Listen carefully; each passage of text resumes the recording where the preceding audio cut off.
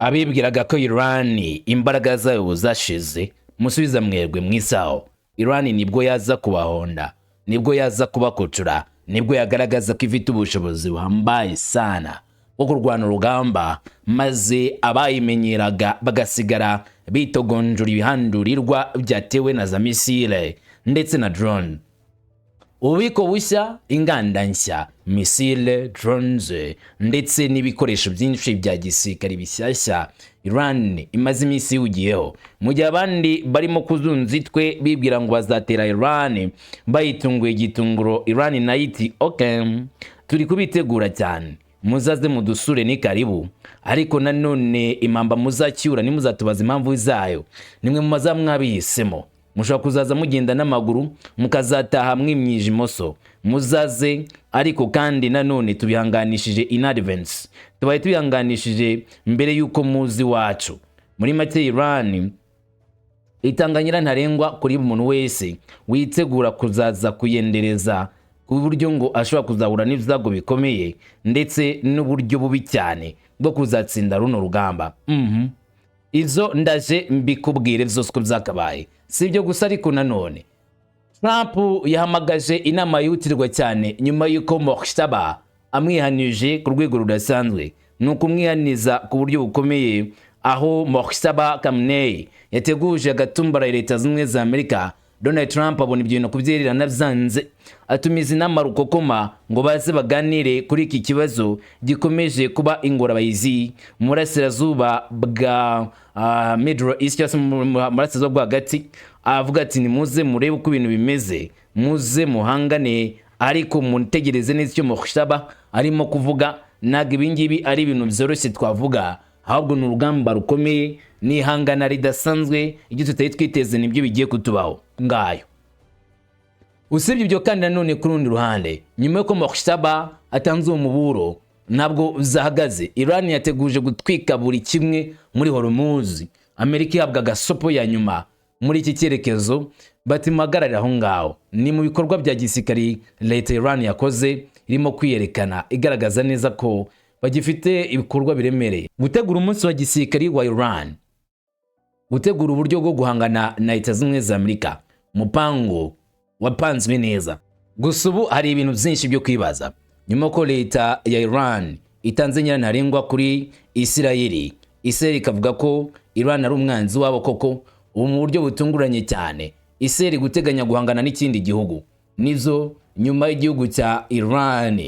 Ubuyobozi bwa Isirayeli buravuga yuko bafite undi mwanzi urimo guvumbuka cyane, umwanzi nawe utaboroheye witwa Turukiya, kandi bizange bikunde ne bagomba kumuhagarika. Uwo gupfa we yagiye gupfa ibizakora byinshi. Bwana Tayyip Erdogan ntabwo ari umunyamahane ngari kumuzanya amahane, izago bikomeye birakugwira. Amagambo yavuzwe na minisitiri w'ububanyi n'amahanga wa Turukiya n'amagambo yavuzwe n'igihugu cya Isirayeli byose tabigarukaho, ndetse no kuba intambara koko ishobora kuba iri gukomanga ku miryango y'ibyo bihugu zombi. Mwihangana rishyashya tugiye kubona nyuma ya Iran. Reka mbaye ikaze tubyinjiremo kamwe ku kandi kubiri kuvugwa. Jewe ndumungu wa Kamanzi w'Uruwande, ngo ikaze ngo tujyane ku musozo nk'ibisanzwe. Ikaze kuri mwese.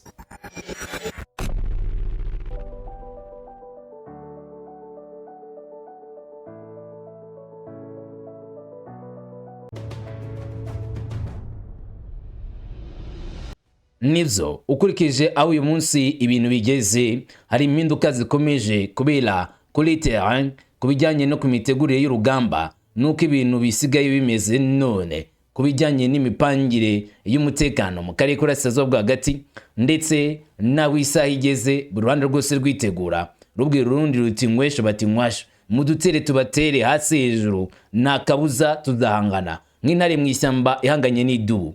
Iran irimo kongera kubaka intwaro zayo za misile na drones ku muvuduko, kandi yiteguye kuzikoresha niramuka yongeye gushirwaho intambara. Mugaba mukuru w'ishami rishinzwe iby'indege rya RGC General Musavi yavuze ko mu gihe cyo guhagarika imirwano, Iran itahagaritse ibikorwa byayo, ahubwo yihutishije umusaruro, ivugurura kandi yongera ubushobozi bwayo bwo gutera vuba kurusha mbere. imirwano itari yakabaye. Nuvuga ngo ubushobozi Iran iri kubakana ubushobozi burenze ubwo yari ifite yakoreshe muri ya mirwano bashoboye na Leta Zunze Ubumwe za Amerika. Igitekerezo nicyo gukomeza urwego rw'uburyo ingamba zikomeye nkuko Musavi abivuga. Inganda za gisirikari za Iran zamaze kumenyera igitutu cyo mu gihe cy'intambara, zikomeza gukora nubwo hari ibitero byinshi byagabwaga ku gihugu cya Iran. Kuva mu ntambara no muri kino gihe cy'agahenge, Iran ntiyigeze zagarika ku producinga cyangwa se gukora za misile zigezweho, indege zigezweho, ndetse yewe no kuwongera ikoranabuhanga mu bikorwa zawe. Systeme za misile n'ibikoresho bya drone birimo kuvugururwa no kunozwa icyarimwe, bigaragaza ko guhagarika imirwano aribwo buryo bwiza cyane bwo gukoreshwa mu kwitegura icyiciro gikurikira aho kuruhuka. Muri make Iran ibona neza ko nta gahenge kanyako gahari, ahubwo urugamba ariho bari kurutegura. Musavi yabigereranije n'ibyo yavuze ko ari intege nkeya z'uruhande bahanganye.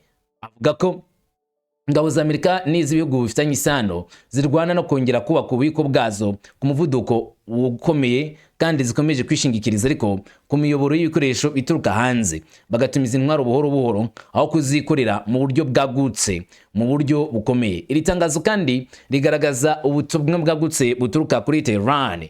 Iran iri kwishyira mu mwanya wayo nk'imbaraga zishobora gukora ibishoboka byose zigahangana, zikongera kumera neza vuba kandi zikagaruka zifite ubushobozi bushya, zigahindura igihe mwinyungu ko aho kwimbogamizi. Kandi muri iyo ngingo hakabamo guhagarika imirwano. Bati guhagarika imirwano si iherezo ry'amakimbirane, ariko turabizi ni igihe ahubwo cy'intambara. Icyo Iran ivuga ko irimo gukora ni ugutegura intwaro nziza cyane ishobora guhangana n'umwanzi mu gihe zabibaye ngombwa, bagahangana nawe hasi hejuru, kandi ikazatanga umusaruro ukiriye mu gihe cy'urugamba.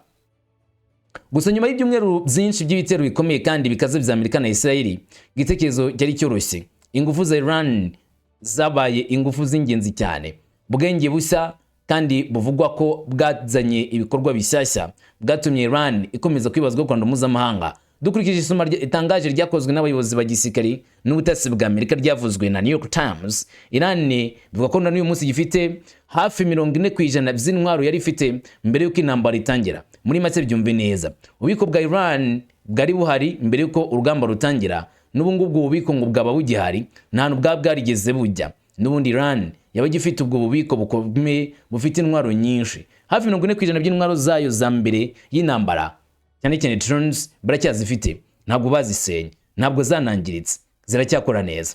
Nubwo urwego rw'indege zijya pilote ngo rwagabanutse, izi ndege zijya pilote Iran isigaranye zirahagije kugira ngo zibe ikibazo gikomeye cyane cyane muri imwe mu ngingo zikomeye ku isi, nko gushora intambara mu muhora Hormuz.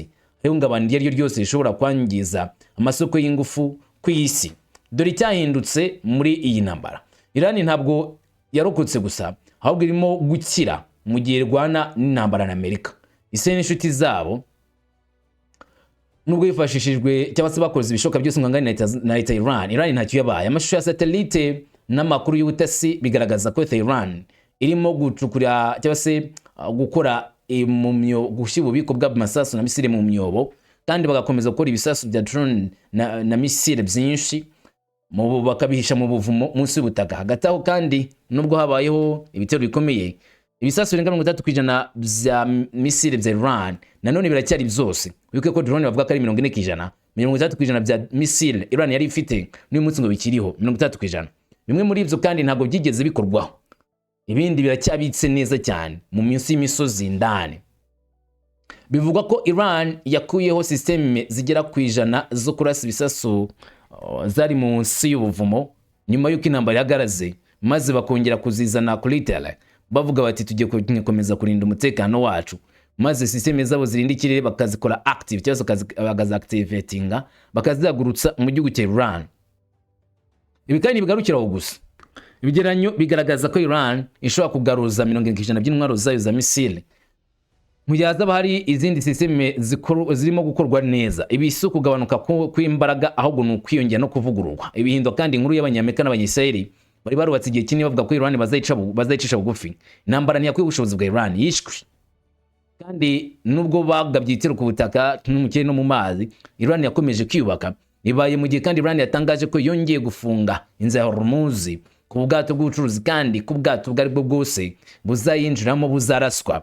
Ifungwa ry'iyi nzira rije nyuma y'iminsi umwe Minisitiri w'Inyamahanga wa Iran Abbas Araghchi yarashoranye neza ko inzira Hormuz ifunguye. Hagati Perezida wa Leta Zunze Ubumwe za Amerika yavuze ko Iran idashobora gutera Amerika ubwoba ku bijyanye n'inzira y'amazi. Ati nta bwato bw'intambara burwanira mu mazi bafite, nta ngabo zirwanira mu mazi bafite, nta bayobozi bafite, nta kintu kimwe bafite. Mu by'ukuri abayobozi babo barakubiswe barishwe, mbese bisa naho ubutegetsi bwabo bwarimbutse. Kubwo ibyo leta Iran si yo kudutera ubwoba. Ni bwana Donald Trump wemeza ko leta Iran bayikoreye ibya mfura mbi kuri uyu munsi atari igihugu cyatera ubwoba igihugu cya Leta Zunze Ubumwe za Amerika. Nyamara abahanga bati murimo gusuzugura Iran, nyamara kubaka ibidasanzwe, iri kubaka ibyo yabakubitisha mugasigara muririra mu myotsi muvuga yuko mutigeze mutegeza ko Iran yagira ubushobozi bungana gutyo. Mwapinze Iran ariko izabereka igihandure, izabereka yuko koko ari abapelesi, izabereka akatira gafuka imvugwa rimwe, muzisanga mutagifite yo gucira nayo kumira, kuko Iran izabereka yuko ifite imbaraga ziremereye kandi zatuma muca bugufi. Aya magambo akomeye yashyizwe hanze n'abasesenguzi b'ibya gisirikari bemeza ko Iran ubwayo yiyubatse, babishingiye cyane cyane no kuba y'ubwayo Iran isohora amashusho n'amafoto agaragaza uburyo ububiko bwabo bwo munsi y'ubutaka bucyuzuye mu bya misile, ububiko bucyuzuyemo za drone, ububiko bucyuzuyemo buri kimwe bakoresha ku mirongo y'imbere ku rugamba. Kandi ufite igikoresho nyine aba yanarwana, none ufite imbunda aba yarasa, n'ufite isuka aba yahinga. Ubwo rero Iran nimba igaragaza ko ari ikintu itunze, ni kuvuga yuko n'undi yarwana urugamba rw'injyana muntu. Ahanga niyo mpamvu bagomba kuyitinya. Trump ati nimuze tujye mu nama tuganire turebere hamwe uburyo twakwitwara imbere y'abano bagabo b'abapelesi batuziye kandi baje nabi batwamagana, bagaragaza yuko ngiye ngo ngomba guca bugufi, ngacira bugufi igihugu cya leta ya Iran. Ngiye kwera. Bwana Donald Trump asa naho yatunguwe nawe cyane n'ibyemezo byafashwe na leta ya Iran, byemezo bitarimo gutinya namba Leta Zunze Ubumwe za Amerika, ahubwo bigaragara neza ko bayiteguye kandi bayishaka. Donald Trump yashyize mu kato abakandida b'intambara mu gihe Iran yongeye gufunga inzira Hormuz. Ibi kandi byazamuye cyane ibibazo bya diplomasi n'amakimbirane. Ku itariki 18 Mata bivuga ko yatumije inama y'igitaraganya mu cyumba kifatwa ko ari icyumba cy'ubutabazi bw'ibanze kugira ngo asubize icyemezo gitunguranye cya Iran cyo kongera gushyiraho amategeko agiye inzira ya Hormuz. Abantu bakuru barimo Vice President J.D. Vance, Munyamabanga wa Leta Marco Rubio, umuyobozi w'ingabo Pete Hegseth n'umuyobozi wa CIA John Ratcliffe bari mu bahamagawe mu nama rugikubita, bagaragaza uburyo iki gihe kibakomeranye. Abantu b'inkoramutima za Trump nka Scott Bessent, Swiss Wilkes amwe na perezida w'abakuru mu gihugu ni Dan Kane mu gisirikari, nabo bivugwa ko bari bahamagawe muri iyi nama. Umwe mu bayobozi b'Amerika yamaze gutanga umuburo ko niba nta nsinzi izabaho vuba, intambara ishobora kongera gusubukura mu minsi mike. Ibi bikaba bigaragaza uburyo ihagarikwa ririho ubu ngubu ritameze neza. Inama y'ibibazo igeze ku minsi mike gusa mbere y'uko amasezerano yo guhagarika intambara muri Iran bagiranye na Leta Zunze Ubumwe za Amerika bazajyana Leta Zunze Ubumwe za Amerika ku itariki 22 Mata bateganya ishobora kuzagira wenda icyo bigeraho, ariko bamwe batangiye kuvuga yuko bishoboka cyane ko iya masezerano adahari. Yongeye igitutu kandi cyo gufata icyemezo cyo kongera ibiganiro cyangwa se kongera gutangiza imyigaragambyo cyangwa se intambara. Amakuru avuga kandi ko Iran yiherereye yaburiye ko ishobora kongera yo kurasa ibisasu bya misile kuri Israel mu gihe amasezerano mashya yo guhagarika imirwano muri Liban yabaramutse agizweho ikibazo cyangwa se bayaciyemo ntashyirwe mu bikorwa. Amasezerano y'iminsi 10 yo guhagarika intambara kuri Hezbollah kwa Israel yatangiye kwa 18 Mata, nyamara abategetsi ba Israel bamaze kuvuga ko ari ay'agateganyo. Bavuga ko bagitekereza ko mu majyaruguru hari ibintu bitarangiye bashobora gukora. Muri make Israel ntago yitekereje cyane ku byo guhagarika intambara, yitekereje cyane ku kuba yakongera kubizura urugamba ku gihugu cya Lebanon, bakataka Lebanon, bakayikubita bakayikocora hasi hejuru umututu w'imbunda. Iran iti ngaho se mugerageze, twababwira iki? Aha, none ubwo mufite imbaraga mugende mwatake igihugu cya Lebanon, mwatake ibice bya Litani, mwatake Beirut, maze tubereke ko natwe ibyo kuvuga ngo duhagaritse imirwano tuhise tubivamo, gatangiye gusuka ibindi bisasu bishyashya kuri Yerusalemu, Tel Aviv n'ahandi henshi. Gusa rero Iran nayo iteguje Leta Zunze Ubumwe za Amerika ibyago biremereye by'intambara yindi, kuba Iran ishobora gutwika muri Hormuz ndetse n'ariho hose nyuma yuko Leta Zunze Ubumwe za Amerika zazirenze ku makimbirane. Ubutumwa bwatanzwe n'ubuyobozi bw'urwego rwa gisirikari mu kwizihiza umunsi w'ingabo muri Iran bugaragaza uruhare rw'ingabo z'iki gihugu. Mu itangazo, Mojtaba Khamenei yashimiye ingabo ku bw'ubutwari bwazo mu kurinda igihugu mu ntambara zirutse ndetse no mu ntambara zabanje. Ubwo butumwa bwavugaga ko ingabo za Iran zirinda ubutaka bw'igihugu, amazi n'ubusugire bwacyo, cyane cyane mu gihe byavugwaga ko ari ubugizi bwa nabi buri muri Leta Zunze Ubumwe za Amerika na Isirayeli. Yongeyeho ko igisirikare cyakoranye n'andi mashami y'ingabo kandi byagenze neza, kigakomeza guhuza no kugira ubumwe. Nkuko itangazo ribivuga, igisirikare cyakoze ibikorwa byacyo gishyigikiwe cyane kandi gifite ubwumvikane. Yanavuze ku bushobozi burimo ibikorwa by'indege zitagira abapilote n'uburyo ingabo ziteguye kurwana mu mazi, bigaragaza ko ingabo zikomeje kwitegura guhangana n'ibibazo bishobora kubaho. Umunsi w'ingabo wizizwa ku ya 29 z'ukwezi kwa kabiri, ukaba ari ukwezi kwa kane, ukaba ari wo munsi w'ingabo ku mugaragaro, gusa wijijwe tariki 19 nyine. Uwo munsi washyizweho na Ayatollah Khamenei washinze Repubulika ya Kisilamu ya Iran, kandi ukaba ari umunsi w'ingenzi cyane. Mohammad Bagher Ghalibaf muri video yashyize hanze yatanze umuburo ukomeye cyane ku gihugu cya Iran, asa naho asobanura neza cyane ko usibye Iran n'abanyamerika ubwabo bakwiriye gutinya cyane cyane icyemezo iki gihugu cya Iran gishobora gufatira ibikorwa bidahwitse bya Leta Zunze Ubumwe za Amerika, ibikorwa byavamo ibyago biremereye, ibikorwa byavamo intambara ipanuye ku rwego rukomeye, kandi ibyo bikaba byazanira igihombo gikomeye Leta Zunze Ubumwe za Amerika n'abafatanyabikorwa bayo. Ghalibaf mu magambo ye adaciye ku ruhande, we yatangaje byinshi ati: uko byagenda kose umwanzi azatsindwa. Ibyo birasobanutse, ntabwo twagabye igitero, nibo bateye ubugome. Bari bafite intego zimwe na zimwe, bashaka guhatira Iran kwishyira mu maboko yabo. Bavugaga igihe cy'iminsi 2 cyangwa se 3 tukaba twapfukamye. Uyu munsi tumaze iminsi ngahe? Ni iminsi irenga 40 turwana. Ubu hashize iminsi 10 duhagaritse imirwano, wenda ndetse n'iminsi izaba 12. Ariko nubwo byose byari bimeze gutyo, muri iyi minsi 40 byabasabye gutangaza ko bagaritse intambara bo ubwabo. Bityo rero bananiwe rwose kurwana. Byari ukugerageza kuzana impinduka mu butegetsi bwacu, ariko amaherezo bananiwe kubikora. Ndatekereza ko Iran batekerezaga ko Iran ari Venezuela, kandi ko bazakora nk'uko bakoze muri Venezuela. Nyuma y'iminsi 4 ngo bazaza bagahita bavuga ati twafashe petroli ya Iran maze n'ibindi. Umuntu wese ushaka petroli naze yayijyane mu kigobe cya Paris turayifite. Inayo rimwe mu ntego zabo.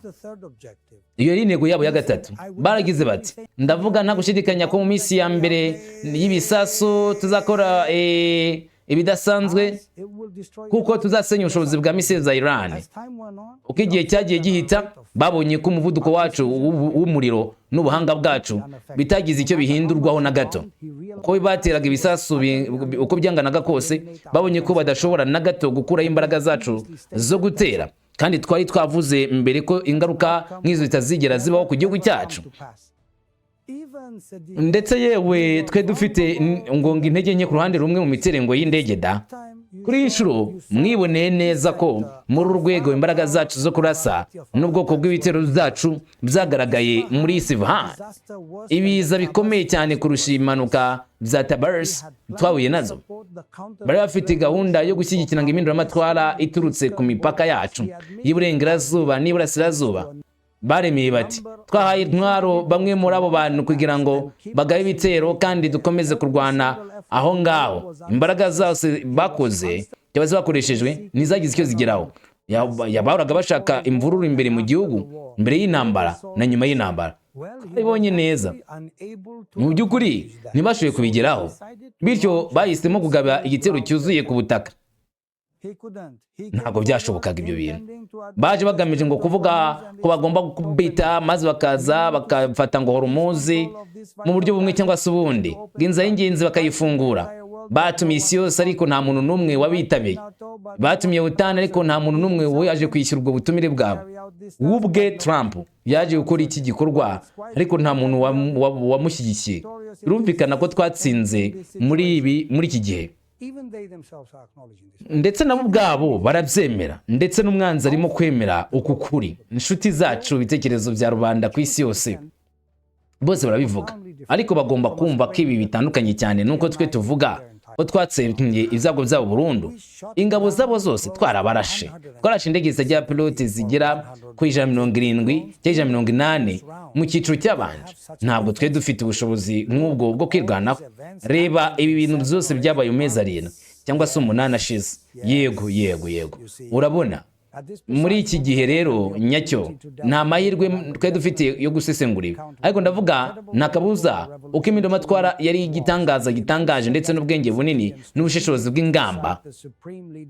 Umuyobozi w'ikirenga yagaragaje by'umwihariko mu rugamba rugoye rw'intambara zidahuje ndetse no ku iterambere ritangaje mu nzego za siyansi. Koko rero buri wese yabonye neza aya majyambere yacu. Umwanzi ubwe yagize icyo avuga kuri ibi, n'ubundi kandi kurasa F-35 yabo ntabwo ari ikintu cyoroshye. Ntabwo zabaye impanuka kuri twebwe kuyirasa. Iyi ariyo ntego y'ingamba nyinshi zakozwe mu nzego zitandukanye zirimo ubushobozi bwa tekinike n'ubuhanga mu gukurikirana. Reka mbivuge gutya, murebe neza noneho abagombaga gusobanukirwa neza icyo mumvuga barabyumva, barabisobanukirwa, bumva ubutumwa bwanjye neza nta gushidikanya.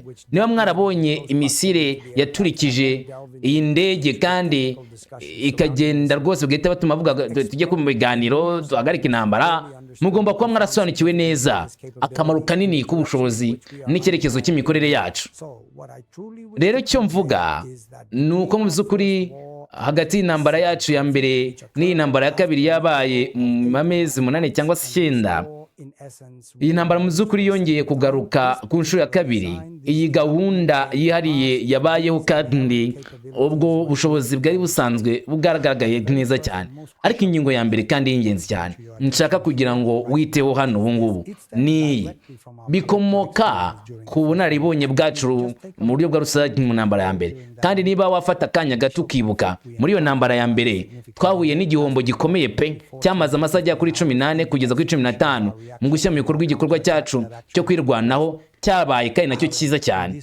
Ariko muri iyi ntambara yihariye, ukurikije ko umugaba mukuru w'ingabo yishwe, umuyobozi w'ingabo zindi minotwara za Kisilamu nawe akicwa nk'uwahowe Imana, n'umukuru w'ingabo nawe agapfa, ibi bihombo bikomeye rwose byashoboraga guteza akajagari gakomeye kandi bikangiza ingabo zacu.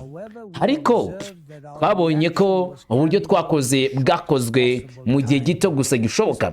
Iki gikorwa cyakozwe neza. Bavandimwe, iki cyambu kiri munsi y'ubutegetsi bwa Repubulika ya Kisilamu. Muribuka ko bari bafite umugambi wo kohereza abashakashatsi bo gushakisha ubwenge kugira ngo bakuriye kano gace. Ubwo rero twahagaze neza mu guhangana nabo kandi twanganye nabo mu buryo butaziguye. Twafashe ibikorwa nk'ibikorwa bikomeye cyane tugomba kwitaho kandi duhagarika imirwano yabo, tuvana agasuzuguro kabo. Twageze no ku rwego rwo gukorana mu buryo butaziguye. Bahatiwe gusubira inyuma rega. Ubwo nari mari aho hantu, umuvandimwe wacu Bwana Abdulahi yaramvugishije, yavuze ko icyo gikoresho cyabo cyo gushakisha ngo cyagihagaze neza ku buryo kitabasha kugira ugihagarikwa, ariko babonye imisiyo yacu ibakubita. Hanyuma nabwiye intumwa z'Abanyamerika zaraho ngaho ndababwira nti muri kuri uyu mupaka murabibonye, nibikomeza tuzabakorera tuzabarimbura. Badusabye iminota 15 gusa, maze navuze nti bwana reka tuye iminota 15 gusa, hanyuma nirenga turabatikura. Natanze itegeko maze dusa n'abasubiye inyuma gatoya, nabo bahita bagenda birukanka. Nyuma yo kugaruka Abdulahi nawe yaramamagaye aravuga ati yego bagarutse iminota 15 nanone ishize. Ndashaka kuvuga ngo reba gusa rero niba hari urugendo cyangwa se inzira iri kuba muri uyu murongo wa Hormuz kandi kabiri mwirakomeza, nitwe dukomeza kugenzura kara karere mu zumbi. Ubashize iminsi 2 cyangwa 3 baza kugota bisobanura iki mu byukuri? Bivuze ko abandi bose bashobora kuza no kugenda nta nkomyi, ariko Iran irabujijwe kurenga hari. Mbega icyemezo kidasanzwe cy'ubujiji kandi kidasobanutse neza cy'ubupfapfa mu byukuri. Niba koko iyi nzira igororotse ya Hormuz kandi tuyigenzura bakaba yifuza baza bakayifata kari abagabo tukabyemera, ese koko ibyo ni ibintu bishoboka cyangwa se ni ibintu bya nyabyo? Iri ni ikosa rikomeye cyane bakora. Birumvikana ko ari ikosa rigeretse kuri indi. Birumvikana ko navuze ko niba badavanye urura ruzitiro rwabo rujya n'uruza rwa bwato muri uyu muhora wa Hormuz ruzafungwa, maze tuzari babimato yabo bazajya batambutsa hazaturuka, kandi rwose bazibonera ishyano rikomeye. Uyu ni Bwana Ghalibaf, akaba ari umwe mu banyamategeko bakomeye mu nteko ishinga amategeko ya leta Iran, wamije neza cyane ko bari gukora umurimo udasanzwe, umurimo utangaje, umurimo w'icyatwa, kandi umurimo utagomba kwirengagizwa muri kino gihe banganye n'ingabo za leta zunze ubumwe za Amerika mu mazi y'Abaperse ndetse no mu kigobe cya Oman, mu gihe leta zimwe za Amerika zivuga ngo nta bwato bwa Iran bwatambuka. Hanyuma Israeli ivuga ko nyuma Iran bafite undi mwanzi. Wari undi mwanzi nawe bari kureba bakabona hari gahunda, hari icyo ashaka, hari ikintu gikomeye cyane, kandi hari n'ikintu gikomeye bashaka kwataka buryo bukomeye. Bati Iran iragiye ariko Turukiya ntabwo turi kwashira amakenga. What? Barihima. Reka mubwire, hari ikintu kimwe gusa Turukiya ngo izwiho. Turukiya ni igihugu ngo kidakunda intambara, ariko ngo kigiye mu ntambara, my friend, ngo wazabona ikibazo gikomeye. Ubwongereza bwavuze ko Erdogan ashaka gutera Israeli, ariko raporo yaje gukurwaho nyuma y'ibibazo byabajijwe kukuri kw'iyo raporo. Erdogan uswa amajwi ya Israeli nayo yahindutse ay'urwango rukabije kuri Turukiya, bigaragaza ko imvugo zirimo gukomera ku mpande zombi aho kunyura mu cyerekezo kimwe gusa. Wahoze ari minisitiri w'intebe wa Israeli Naftali Bennett yavuze ko Erdogan ari umwanzi ukomeye kandi uteje akaga, ahanura ko Turukiya irimo kugaragara nk'ikibazo gikomeye cy'igihe kirekire kuri Israeli. Turukiya na Israeli ubu bisa nkaho biri kurenga amakimbirane magufi, aho birushaho kubonwa nk'ibigo bishobora kwinjira mu ntambara itaziguye mu buryo bw'ingamba zo guhangana mu karere. Nubwo Palestina ikomeje kuba ingenzi mu gutera urwango, umwuka mubi gukwirakwira mu mpande nyinshi z'ingenzi, harimo ndetse n'ingaruka z'akarere, Syria n'inzira zo mu mazi ya Mediterane, ndetse no mu mibanire yagutse ijyanye n'umurasirazuba bwo hagati. Syria isa nkaho yari kimwe mu bibazo bikomeye cyane biri kurebwaho na Turukiya. Syria ni urubuga rwo hagati rufitanye isano rya hafi n'ibarura ry'umutekano rya Israeli ndetse n'intego zagutse za Turukiya mu karere. Ankara yifuza ko Syria irushaho kuba nziza kandi yunze ubumwe hakurikije itegeko ryayo rya nyuma yuko Assad ategeka. Ibikorwa bya gisirikare bya Israeli muri Syria birimo kugongana cyane n'intego za Turukiya. Impande zombi ziramutse rero zongereye umwanya wazo mu gisirikare, zishobora kuba ikibuga cy'intambara aho Turukiya na Israeli bishobora kugwa mu makimbirane. Bese byumve gutya: uruhande rwa Turukiya rushyigikiye uruhande rwa Assad wari utegetse igihugu cya Syria, mu gihe Israeli itegikiye uruhande rw'abashaka kuvana ubutegetsi bwa Assad ndetse no kugira Syria nshyashya, cyangwa se Syria itegetswe bushya.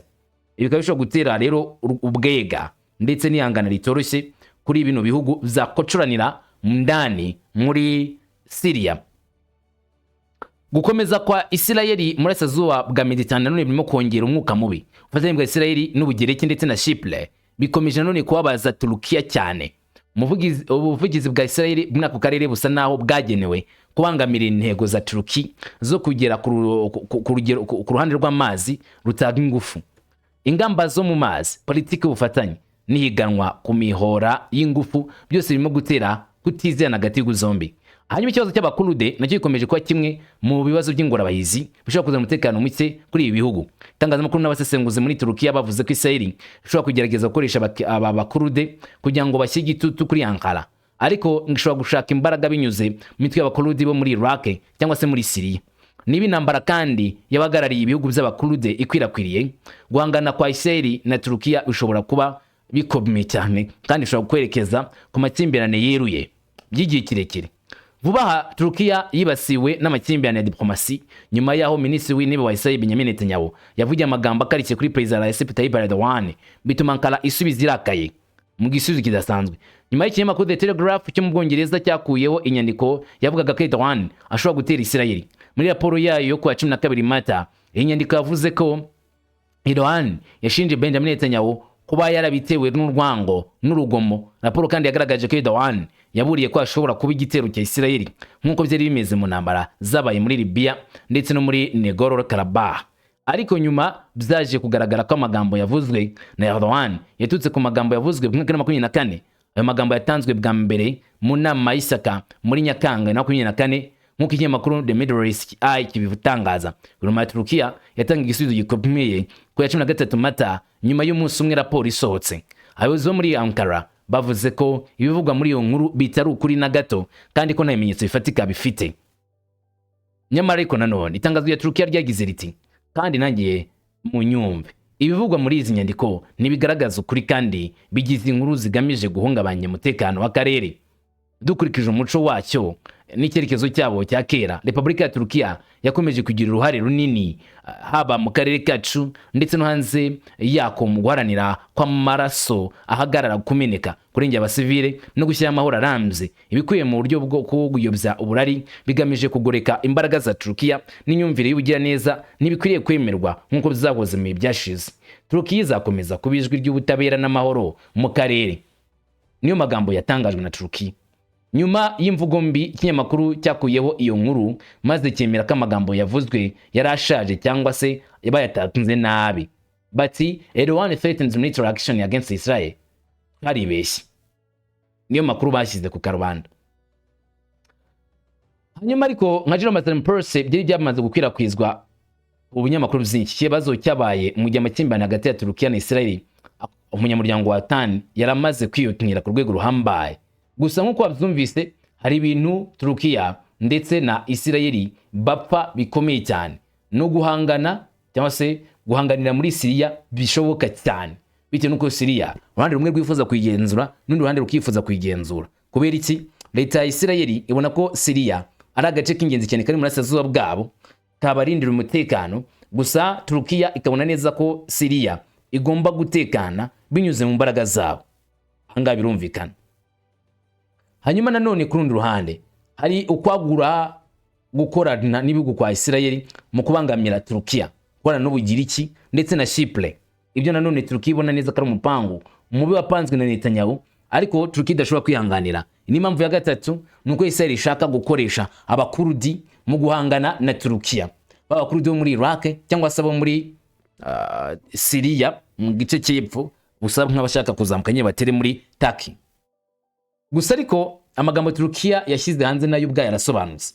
Minisitiri w'ububanyi n'amahanga wa Turukiya yitwa Hakan Fidan yaje gusubiza kuri ibi birego barega Turukiya ati nyuma ya Iran isi ntishobora kubaho idafite umwanzi. N'amagambo ya Fidan, minisitiri w'ububanyi n'amahanga wa Turukiya, ati nyuma ya Iran isi ntishobora kubaho idafite umwanzi.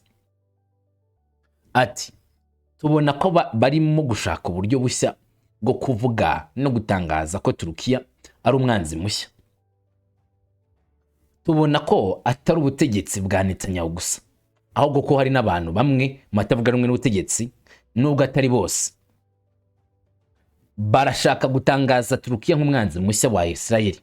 Iki ni igikorwa gishya muri Israel, gihinduka ingamba za leta. Ati turabona ko Ubugereki burimo gukurikirana politiki ziteje akaga.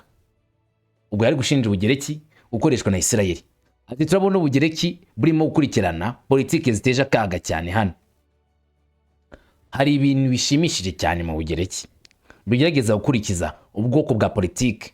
Nta kindi gihugu mu Burayi gikurikirana iyi politiki cyonyine. Ubugereki cyangwa Chypre y'amajyepfo nta na kimwe gikeneye ubufatanye bwa gisirikare na Israel, babyumve.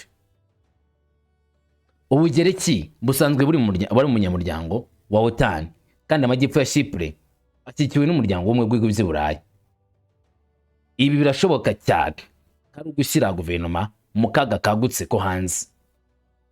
Ibi rero bikagaragaza neza n'umwanya tukihagazeho kuri ibi bihugu bibiri, Ubugereki na Chypre, bidakwiriye gukorana na leta ya Israeli kuko n'ubundi bisanzwe bibarizwa mu bihugu by'i Burayi, kandi ibihugu by'i Burayi bisanzwe bitanga renfort cyangwa se umusada kuri ibi bihugu, Ubugereki ndetse na Chypre. Ari Ubugereki bubarizwa muri OTAN ndetse yewe na Chypre ifashwa n'ibihugu by'i Burayi, European Union. Aha rero Hakan Fidan akabona neza ko ibihe bigeze kugira ngo ise ikomatanyirizwe kandi yamagarirwe kuri. Akabazo nkubaza nawe kakansubiza nakangaka. Undi munyo tugiye gutangira ihangana rishyashya rigiye kuba hagati ya Turukiya na Israeli. Njye reka tubyitege, hanyuma turi iby'amaso azatwereka mu minsi iri imbere. Ndagushimiye, genda umugwa Kamanzi w'u Rwanda, mwifurije amahoro, imigisha ndetse n'amahirwe. Shalom.